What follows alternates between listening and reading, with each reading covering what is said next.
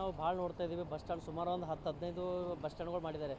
ಆದರೆ ಅವು ಎಲ್ಲಿ ಎಲ್ಲಿ ಉಪಯೋಗ ಆಗುತ್ತೆ ಆ ಸ್ಥಳದಲ್ಲಿ ಅವರು ಏನೂ ಮಾಡ್ತಾ ಇಲ್ಲ. ಯಾಕಂದರೆ ವಿದ್ಯಾರ್ಥಿಗಳು ಎಲ್ಲಿ ಹೆಲ್ಪ್ ಆಗಬೇಕು ಮತ್ತು ಸಾರ್ವಜನಿಕ ಎಲ್ಲಿ ಅವ್ರಿಗೆ ಹೆಲ್ಪ್ ಆಗ್ಬೇಕೆಂಬ ಜಾಗದಲ್ಲಿ ಯಾರೂ ಕೂಡ ಸರಿಯಾದ ಬಸ್ ಸ್ಟ್ಯಾಂಡ್ಗಳು ಇದು ಮಾಡ್ತಾಯಿಲ್ಲ. ಸುಮಾರು KKD ಅನುದಾನದಲ್ಲಿ ಸುಮಾರು 10-15 ಲಕ್ಷದಿಂದ ಒಂದೊಂದು ಬಸ್ ಸ್ಟ್ಯಾಂಡ್ಗಳಿಗೆ ಅವರು ಅನುದಾನಗಳು ಇದು ಮಾಡ್ಯಾರ. ಆದ್ರೆ ಇದುವರೆಗೂ ಯಾವುದೇ ಥರದ ಅವ್ರು ಹ್ಯಾಂಡ್ ಓವರ್ ತೊಗೊಳ್ಳೋ ಅದಕ್ಕೆ ಯಾರು ಸಂಬಂಧಪಟ್ಟ ಇಲಾಖೆ ಯಾರಂತ ಭೀ ಗೊತ್ತಿಲ್ಲ. ಯಾಕಂದ್ರೆ ನೀವು ವ್ಯವಸ್ಥೆಗಳು ನೋಡ್ತಿರೋ ಬೀದರ್ನಲ್ಲಿ ಇಲ್ಲೆಲ್ಲ ಜಂಪ್ ಹಾಕಿದ್ದಾರೆ. ಆ ಜಂಪ್ ಹಾಕಿದ್ರು ಕೂಡ ಒಂದು ಬಸ್ ನಿಂದ್ರಲ್ಲ. ಇಲ್ಲಿ ಸಾರ್ವಜನಿಕ ಉಪಯೋಗ ಇಲ್ಲ ಬಸ್ ಸ್ಟ್ಯಾಂಡ್ಗಳು. ಅದ್ರ ಈ KKD ಮೇಲೆ ಬಜೆಟ್ ದುರ್ಬಳಕೆ ಮಾಡ್ಕೋತಾರೆ.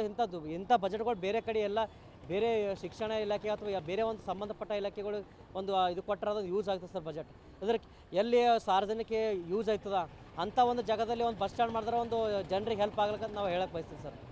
ಈಗ ಮಹಾನಗರ ಪಾಲಿಕೆದವ್ರು ನೋಡ್ರಿ ಇಲ್ಲಿ ಕಸ ಎಲ್ಲ ಇದು ಮಾಡಿದ್ದಾರೆ. ಅಲ್ಲಿ ಅದು ಹಾಗೆ ತೆಗೆದು ಹಾಗೆ ಬಿಸಾಕ್ ಹೋಗ್ತಾರೆ. ಅದಕ್ಕೆ ಯಾರೂ ಕ್ಲೀನ್ ಮಾಡ್ಸಲ್ಲ. ಅದಕ್ಕೆ ಆಯಿತು ಕೇವಲ ಅವರು ಹಣ ಲೂಟಿ ಮಾಡೋಕ್ಕೆ ಬಂದಿದ್ದಾರೆ ಹೊರತು ಅವರು ಬೀದರ್ ಏನೋ ಅಭಿವೃದ್ಧಿ ಮಾಡ್ಬೇಕಂತ ಯಾರೂ ಇದು ಮಾಡ್ತಾಯಿಲ್ಲ.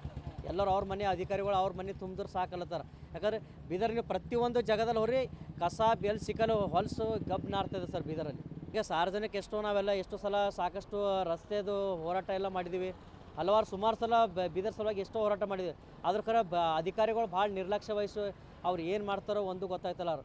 ಆದರೆ ಯಾರೂ ಅವ್ರ ಮೇಲೆ ಕ್ರಮ ಕೈಗೊಳ್ತಲ್ಲ ಅಧಿಕಾರಿಗಳ ಮೇಲೆ. ಒಂದು ಸರಿಯಾದ ಸಚಿವರು ಅವರು ಕೂಡ ಅವ್ರ ಮೇಲೆ ಸರಿಯಾದ ಒಂದು ಆ್ಯಕ್ಷನ್ ತೊಗೊಂಡ್ರೆ ಅವರು ಕೂಡ ಒಂದು ಕೆಲಸ ಮಾಡ್ತಾರಂತ ನಾವು ಹೇಳಕ್ಕೆ ಬಯಸ್ತೀವಿ ಸರ್.